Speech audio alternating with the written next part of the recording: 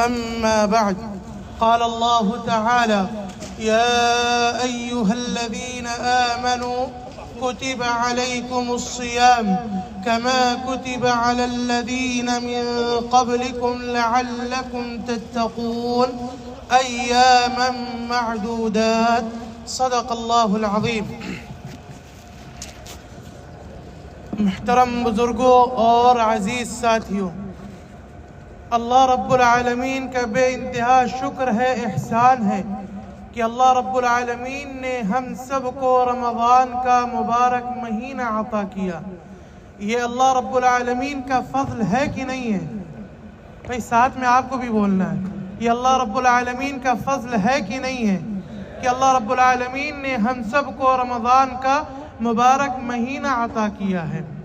کیا ہم نے اس مہینے کو پانے کے لیے کوئی اپلیکیشن ڈالا تھا اللہ کے ہاں؟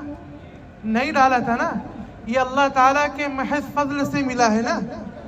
جب اللہ تعالیٰ کے فضل و کرم سے ملا ہے تو اس مہینے کی قدر دانی بھی ہم سب پر واجب اور ضروری ہے کہ نہیں ہے؟ ہے کہ نہیں ہے؟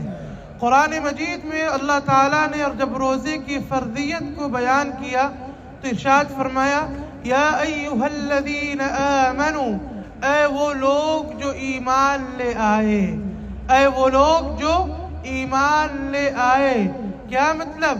یعنی اللہ کو اپنا معبود تسلیم کر لیا، اللہ کی غلامی کو تسلیم کر لیا اور اللہ کے نبی علیہ السلام کو نبی آخر الزمان مان لیا اور ان کی تعلیمات کو، ان کی لائی ہوئی ہدایات کو اپنے لیے نجات کا ذریعہ سمجھ لیا۔ تو اللہ تعالیٰ ایسے لوگوں کو مخاطب کر رہے ہیں، کیا؟ اے ایمان والو، کتب علیکم الصیام، تم لوگوں پر روزے فرض کیے گئے۔ کیا کیے گئے ہیں؟ روزے فرض کیے گئے ہیں۔ روزہ کہتے کسے ہیں؟ سب سے پہلے تو ہم یہ جانیں کہ روزہ کہتے کسے ہیں۔ روزہ کہتے ہیں صبح صادق سے لے کر، کب سے؟ صبح صادق سے لے کر سورج کے غروب ہونے تک، یعنی طلوع آفتاب تک، طلوع آفتاب تک۔ آسان الفاظ میں آپ کو سمجھانے کے لیے کہوں کہ فجر کی اذان سے 5 منٹ پہلے سے مغرب کی اذان تک اپنے آپ کو کھانے پینے اور اپنی جنسی خواہشات کو پورا کرنے سے روکے رکھنے کا نام کیا ہے؟ روزہ ہے۔ مثال کے طور پر آسان الفاظ میں یوں کہا جائے کہ پیٹ اور شرمگاہ دونوں کی خواہشات کو پورا نہ کرنے کا نام کیا ہے؟ روزہ ہے، اور نیت کے ساتھ ساتھ۔ مثال کے طور پر ایک آدمی ہے، اس کے پاس کھانے پینے کی تمام چیزیں موجود ہیں، کھانے پینے کی تمام چیزیں موجود ہیں، لیکن وہ کھا پی نہیں رہا ہے، اس لیے کہ اللہ رب العالمین کا حکم ہے نہ کھانے اور پینے کا۔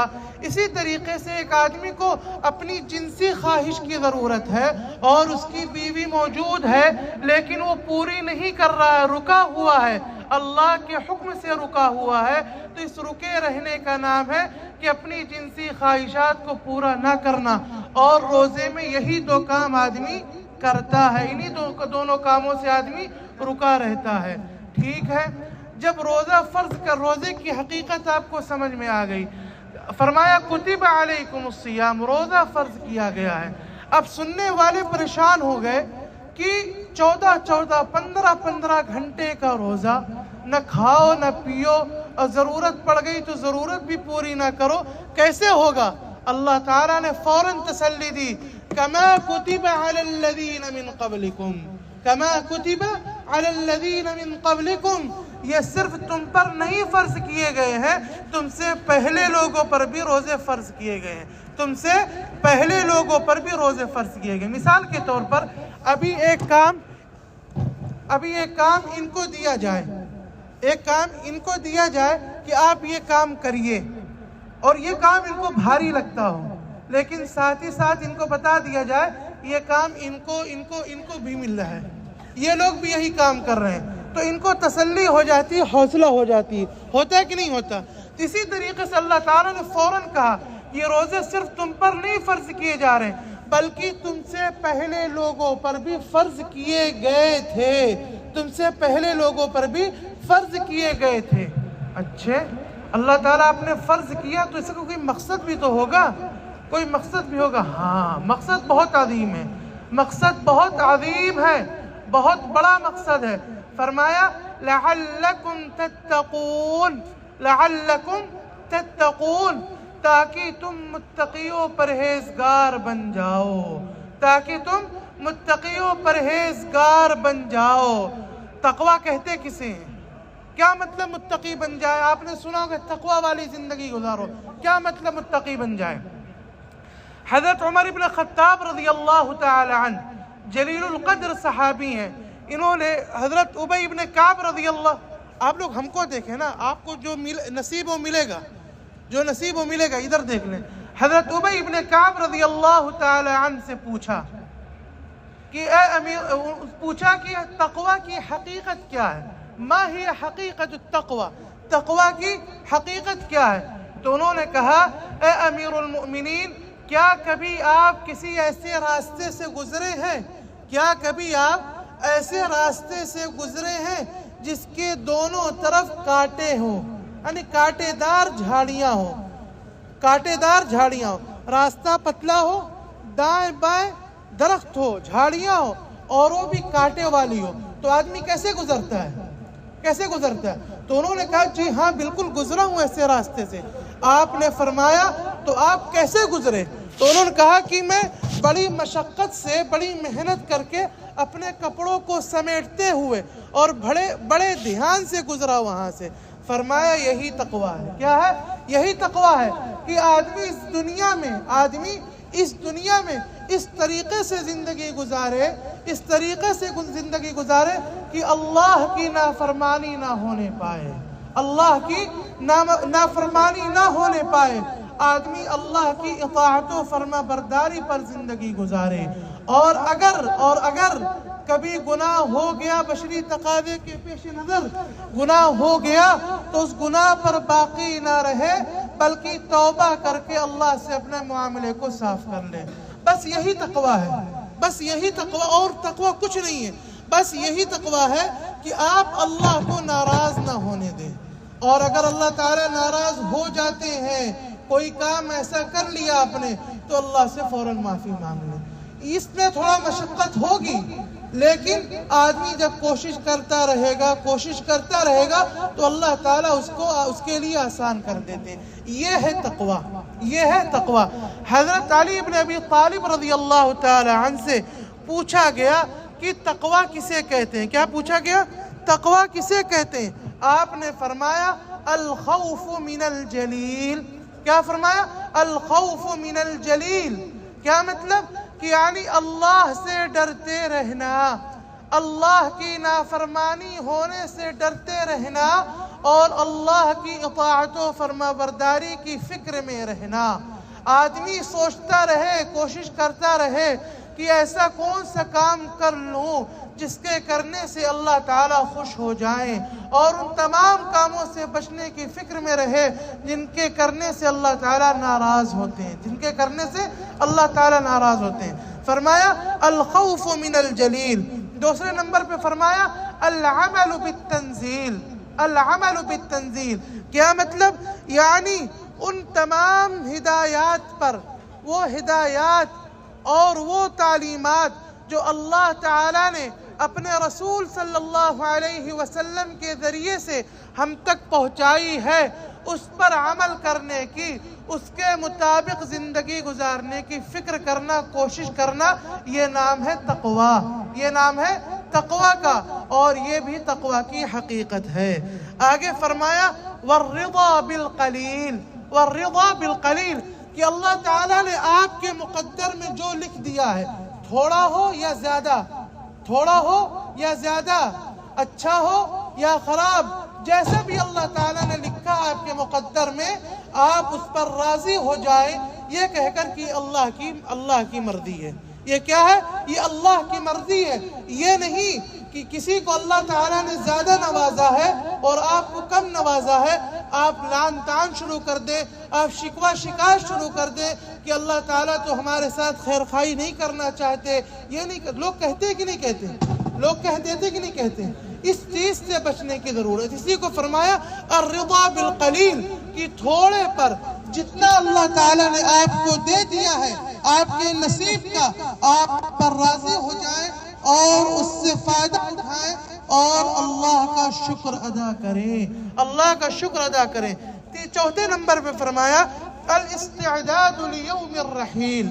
الاستعداد لیوم الرحیل، کہ آخرت کی فکر کرے آدمی، آخرت کی تیاری کرے، آخرت کی تیاری کرے.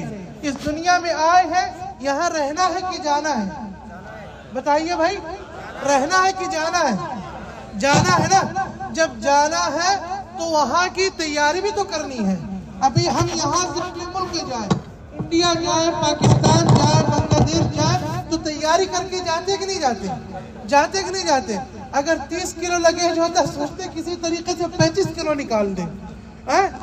7 کلو ہینڈ بیگ ہوتا ہے اور 5 کلو پیچھے کا بیگ لگا لیتے ہیں. تیاری کر کے جاتے کہ نہیں جاتے؟ اور ہم کو پتا ہے کہ مہینہ 2 مہینہ 3 مہینہ 4 مہینہ گزار کے واپس آنا ہے، لیکن اس کے بعد اتنی تیاری کر کے جاتے ہیں. آپ ذرا اس سفر کے بارے میں سوچیں جہاں سے واپس نہیں آنا ہے، جہاں سے واپس نہیں آنا ہے، اور اپنے ہر کیے دھرے کا اللہ کو جواب دینا ہے. اچھا کریں گے تو اس کی جزا ملے گی، برا کر کے جائیں گے اس کی سزا ملے گی. اسی کو کہا الاستعداد لیوم الرحیل، کہ مرنے کے دن کی تیاری کرنا، مرنے کے دن کی تیاری کرنا. اور اس کا کیا طریقہ ہے؟ اس کا آسان طریقہ یہی ہے کہ آدمی اپنی زندگی اس فکر میں کے ساتھ گزارے، اس فکر میں گزارے کہ اللہ راضی ہو جائے اور اللہ ناخوش نہ ہونے پائے. اگر ایک آدمی اس فکر میں زندگی گزارے گا، اس فکر میں زندگی گزارے گا، تو وہ کسی کا حق مارے گا؟ کسی کا حق مارے گا؟ اللہ کا حق ضائع کرے گا؟ نمازیں چھوڑے گا وہ؟ اللہ کا خوف ہے نا، نمازیں چھوڑے گا وہ؟ نہیں چھوڑے گا. اگر زکوٰۃ واجب تو زکوٰۃ دے گا کہ نہیں دے گا؟ روزے کی استطاعت سے روزہ رکھے گا کہ نہیں رکھے گا؟ رکھے گا نا. جب آدمی کے دل میں اللہ کا خوف آ گیا اور یہ بات اس کے دل میں بیٹھ گئی کہ مجھے مرنا ہے اور اس کی تیاری کر کے جانا ہے اور اللہ کو خوش کر کے جاؤں گا تو کامیاب ہوں گا اور اللہ کو ناراض کر کے جاؤں گا تو نقصان میں رہوں گا، تو آدمی کبھی کسی کا حق نہیں مارے گا، نہ اللہ کا حق ضائع کرے گا نہ اللہ کے بندوں کا حق ضائع کرے گا. تو یہ 4 باتیں حضرت علی رضی اللہ تعالیٰ عنہ نے تقوی کی حقیقت میں بیان کی. کیا باتیں ہیں؟ تقوی کی حقیقت میں 4 باتیں حضرت علی رضی اللہ تعالیٰ عنہ نے بیان فرمائی. سب سے پہلے الخوف من الجلیل، کہ اللہ سے ڈرتے رہنا، اللہ سے ڈرتے رہنا. والعمل بالتنزیل، اللہ کی دی ہوئی ہدایات اور تعلیمات پر زندگی گزارنے کی فکر کرنا اور کوشش کرنا. والرضا بالقلیل، اور تھوڑے پر اللہ نے آپ کے مقدر میں جو کچھ لکھ دیا ہے، آپ کے نصیب میں اللہ تعالیٰ نے جو دے دیا ہے، آپ اس پر خوش رہیں، آپ اس پر خوش رہیں. آخر میں ہے الاستعداد لیوم الرحیل، کی آخرت کی تیاری کر کے جانا. اب آپ کو اتنی بات سے تقوی کے بارے میں پتہ چل گیا تقوی کہتے کسے ہیں. ٹھیک ہے، اللہ تعالیٰ نے 30 دن کے یا 29 دن کے روزے رکھوا کر اپنے بندوں سے یہ وعدہ کیا ہے کہ میں تم کو متقی بنا دوں گا، میں تم کو متقی بنا دوں گا. لیکن شرط ہے کہ آپ پوری امانت داری کے ساتھ روزے رکھیں، آپ پوری امانت داری کے ساتھ روزے رکھیں. اگر آپ روزہ رکھ رہے ہیں تو صرف آپ کے پیٹ کا روزہ نہیں ہونا چاہیے، بلکہ آپ کی آنکھ کا بھی روزہ ہونا چاہیے، آپ کے کان کا بھی روزہ ہونا چاہیے، آپ کے ہاتھ اور پیر کا بھی روزہ ہونا چاہیے۔ آپ اپنے کان سے کوئی ایسی چیز نہ سنیں جس کے سننے سے اللہ ناراض ہوتے ہوں، اپنی آنکھ سے کوئی ایسی چیز نہ دیکھیں جس کے دیکھنے سے اللہ ناراض ہوتے ہوں، اپنے ہاتھ سے کسی ایسی چیز کو نہ پکڑیں جس کے پکڑنے، جس کے چھونے سے اللہ ناراض ہوتے ہوں، اپنے پیر سے کسی ایسی جگہ نہ جائیں جہاں جانے سے اللہ ناراض ہوتے ہوں، جہاں جانے سے اللہ ناراض ہوتے ہوں۔ اگر کوئی آدمی روزہ تو رکھ رہا ہے، کھانے پینے اور جماع سے رکا ہوا ہے، نہیں کر رہا ہے، لیکن گانے بھی سن رہا ہے، فلمیں بھی دیکھ رہا ہے، اور گندی چیزیں پکڑ بھی رہا ہے، چھو بھی رہا ہے، اور سنیما ہالوں میں بھی جا رہا ہے، نہ جانے والی جگہوں میں بھی جا رہا ہے، اللہ تعالیٰ نے فرمایا مجھے ایسے آدمی کے بھوک و پیاس سے کوئی مطلب ہے ہی نہیں، ایسے آدمی کے بھوک و پیاس سے کوئی مطلب ہے ہی نہیں۔ یہ روزہ نہیں ہے۔ روزہ اگر پیٹ کا ہے تو آنکھ کا بھی ہونا چاہیے، ہاتھ کا بھی ہونا چاہیے، ناک کا بھی ہونا چاہیے، تمام اعضاء کا روزہ ہونا چاہیے۔ جب آدمی اس فکر کے ساتھ، اس ذمہ داری کے ساتھ روزہ رکھے گا تو اللہ کا وعدہ جھوٹا نہیں ہوتا۔ ہم جھوٹ بول سکتے ہیں، آپ جھوٹ بول سکتے ہیں، لیکن اللہ سے سچا کوئی نہیں ہے، اللہ سے سچا وعدہ کرنے والا کوئی نہیں ہے۔ اگر اللہ تعالیٰ نے کہا ہے کہ تم متقی بن جاؤ گے تو متقی بن جاؤ گے، اللہ تعالیٰ متقی بنا دیں گے۔ اللہ تعالیٰ ہم سب کو متقی بنائے، اور روزے کی مشروعیت کا جو مقصد ہے اللہ تعالیٰ اس میں بھرپور کامیابی عطا کرے۔ انشاءاللہ آئندہ کی ملاقات میں تقوی متقین کے لیے اللہ تعالیٰ نے کیا انعام اکرام کا وعدہ کیا ہے اس کو بیان کیا جائے گا۔ سبحانك اللهم وبحمدك نشهد أن لا إله إلا أنت نستغفرك ونتوب إليك سبحان ربك رب العزة عما يصفون وسلام على المرسلين والحمد لله رب العالمين والسلام عليكم ورحمة الله وبركاته.